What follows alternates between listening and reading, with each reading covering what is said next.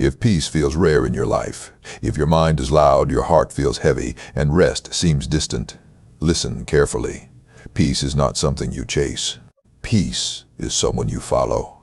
Jesus, you did not promise a life without storms, but you promised a heart that can remain calm inside them. Today, these 7 Jesus-centered lessons are not just meant to be heard, they are meant to be lived. Lesson 1. Peace begins when you stop carrying what was never yours. Jesus, you invite us to release what we keep trying to manage alone. So much unrest comes from control, trying to fix everything, understand everything, predict everything. But you teach us that peace begins when we surrender outcomes and trust your care. When we loosen our grip, our hearts breathe again. Apply this today.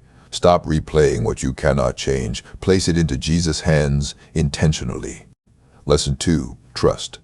Changes the atmosphere of the mind. Jesus, when we trust you, fear loses authority. Trust is not denial, it is confidence that you are already ahead of us. The mind quiets when it knows it is not alone. Peace is born when we choose faith over fear, even while questions remain unanswered.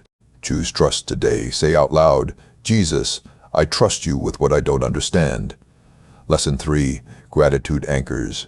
You, in the present Jesus, you teach us that peace grows when we notice what is already held together by grace. Gratitude redirects the heart from what's missing to what is sustained. A thankful heart is not naive, it is grounded. When we thank you, anxiety loses its grip. Practice this now. Name 3 things today where you clearly see God's faithfulness. Lesson 4. Prayer is where the soul unloads Jesus. You never asked us to be strong alone. Prayer is not performance, it is release. When we speak to you honestly, burdens become lighter and peace settles in quietly. Prayer realigns the heart with heaven's perspective. Do this daily. Don't just pray for solutions. Pray for peace before answers arrive. Lesson 5. Forgiveness clears space for peace. Jesus, you know how bitterness poisons the mind. Unforgiveness keeps wounds alive, but forgiveness sets the heart free.